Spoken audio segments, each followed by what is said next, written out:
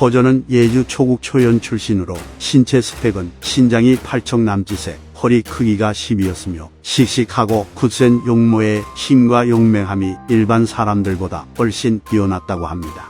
후한말 황건적의 난이 일어나 천하가 혼란스러워지자 허저는 소년들과 일족 수천 명을 모아 함께 성벽을 쌓아 굳게 지키며 도적의 공격을 막았다고 합니다. 중평 5년 예주 연암군 갈피현의 황건적 1만여 명이 허저가 있는 성벽을 공격해오자 허저는 적은 수의 사람들을 이끌고 수많은 적과 상대하며 힘써 싸웠기 때문에 피로가 극에 달했다고 합니다. 게다가 병기와 화살도 바닥났기에 허저는 성 안에 있는 남녀에게 명하여 돌을 모아 다듬어 사발처럼 만든 뒤 성의 사방에 놓아두도록 했다고 합니다. 그리고 허저는 그 돌을 집어 던지기 시작했는데 그가 돌을 던져 맞추면 모든 것이 무너지고 부서졌기에 적들은 감히 진격할 수 없었다고 합니다. 그러나 이와 같은 허저의 분전에도 불구하고 적은 물러나지 않았고 성 안의 식량이 다 떨어지게 되자 허저는 거짓으로 적과 화친을 맺어 가지고 있던 소와 적의 식량을 바꾸기로 합니다. 그런데 적이 와서 소를 가져가려 했으나 소가 놀라 도망쳐 돌아왔기에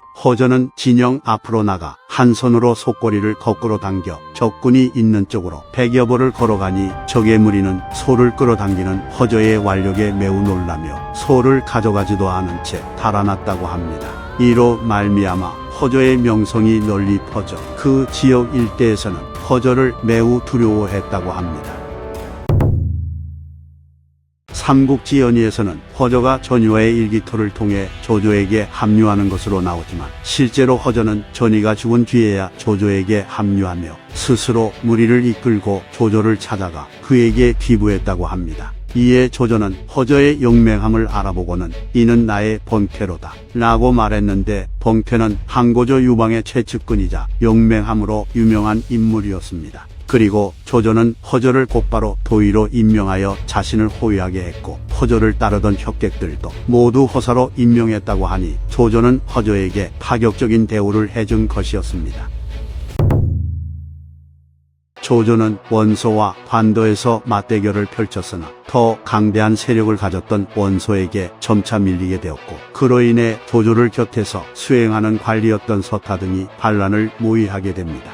그러나 허저가 항상 조조의 곁에 서서 그를 호위했기 때문에 서타 등은 허저를 두려워하여 함부로 행동하지 못했고 그래서 그들은 허저가 쉬는 날을 노려 조조를 죽이기로 합니다. 그리하여 허저가 쉬러 간 틈을 타 서타 등은 칼을 품은 채 조조가 머물고 있는 장막으로 들어갈 준비를 했는데 이들 입장에서는 불행했던 것이 허저는 진영 아래에 쉬러 갔다가 마음이 바뀌어서 다시 돌아온 상태였습니다. 그래서 이를 모르고 있던 서타 등은 장막 안에 들어갔다가 허저와 마주치게 되었고 이에 서타는 아연실색을 했는데 허저는 이들이 조조를 암살하려 했다는 것을 알아채고는 그 즉시 모두 죽여버렸다고 합니다. 이와 같이 조조는 허저 덕분에 목숨을 부지했기에 그를 더욱 아끼고 신임하였고 출입할 때마다 그와 동행했으며 항상 곁에 두었다고 합니다.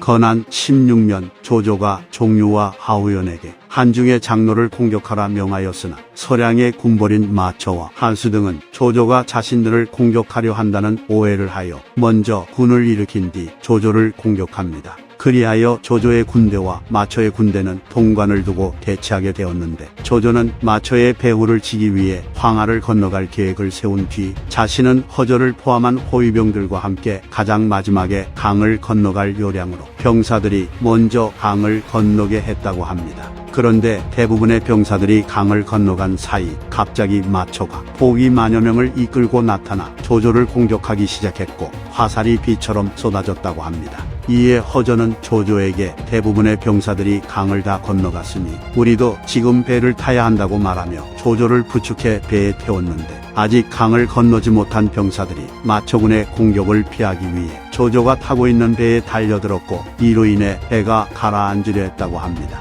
그래서 허저는 할 수 없이 배에 매달린 자들을 죽이며 왼손으로는 말 한 장을 들어 조조에게 날아오는 화살을 막았고 사공이 화살에 맞아 죽고 나서는 오른손으로는 배를 저어 나아가게 하여 가까스로 황하를 건너갔다고 합니다. 이처럼 만약 허저가 없었더라면 조조는 마처의 기습 공격에 목숨을 잃었을 것입니다.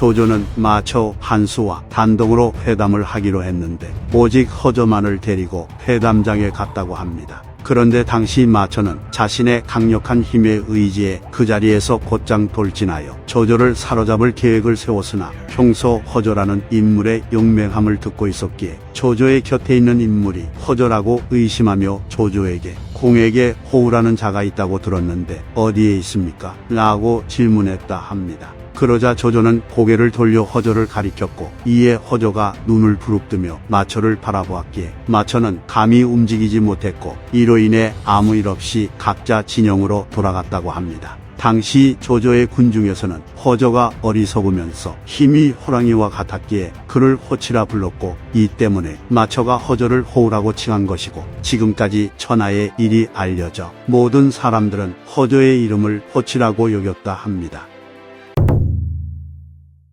허저의 성품은 몸가짐이나 언행을 조심하였고 법을 준수하였으며 질박하고 신중하여 말수가 적었다고 합니다. 그리고 한 번은 조인이 조조를 아련하기 위해 청주에서 왔는데 조조가 아직 나오지 않자 조인은 안으로 들어갔고 그곳에서 허저를 만났다고 합니다. 그래서 조인은 허저를 불러서 무슨 말을 하려고 했으나 허저는 왕께서 곧 나오십니다 라고 말하고는 곧바로 정각으로 들어갔기에 조인은 마음속으로 허저를 원망했다고 합니다. 이에 어떤 사람이 허저를 꾸짖으며 정남 장군은 조공의 친족이자 중신으로 뜻을 낮춰 그대를 불렀는데 그대는 어떤 연유로 거절한 것이오 라고 말하자 허저는 그에게 그가 비록 친족이고 중신이나 외번이기도 하오 나 허저는 조정의 일원이므로 여러 신하의 말을 들으면 충분한데 어찌 사사로이 방 안으로 들어가겠습니까? 라고 대답했다 합니다. 이후 허저의 이야기를 알게 된 조조는 그를 더욱 아끼고 우대해 주었고 중전장군으로 승진시켰다고 합니다.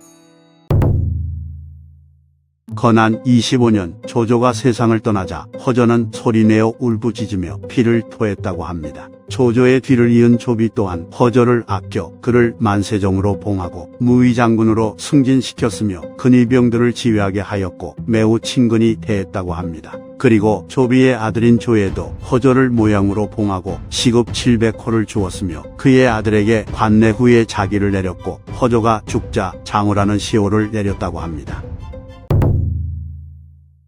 허저는 장수를 토벌할 때에는 가장 먼저 적진에 올라 적 10,000명을 베는 활약을 했으며 마처와의 전투에서도 직접 적의 수급을 베는 전공을 올렸다고 합니다. 이처럼 허저는 조조의 호위를 담당했음에도 여러 전투에서 활약을 펼쳤고 앞서 황건적들과의 전투에서도 리더십을 발휘하여 적을 물리친 전공이 있기 때문에 만약 허저가 장수로 활약했더라도 눈부신 전공을 세웠을 것 같습니다. 처음에 허저가 호사로 임명된 사람들을 인솔하여 정벌에 종군했고 조조는 그들이 모두 장사라 여겨 장수로도 임명했는데 이후 공을 세워 장군이 되고 후에 봉해진 자가 수십 명이고 도의, 교의에 임명된 자는 100여 명으로 모두 검객이었다고 하니 허저뿐만이 아니라 그를 따랐던 사람들도 다 한가락하는 인물이었던 것입니다. 허저가 죽은 후 그의 아들 허의가 자기를 계승했는데 허의는 종회가 촉정벌에 나섰을 때 앞에서 길을 닦는 임무를 맡았으나 이후 종회의 군대가 행군하던 도중에 교량에 구멍이 나서 말에 발이 빠지는 사태가 터지는 바람에 허의는 종회에게 죽임을 당했다고 합니다. 이상 삼국지 인물열전 허저편 마치겠습니다. 재미있게 보셨다면 좋아요와 구독, 알림 설정 부탁드립니다. 감사합니다.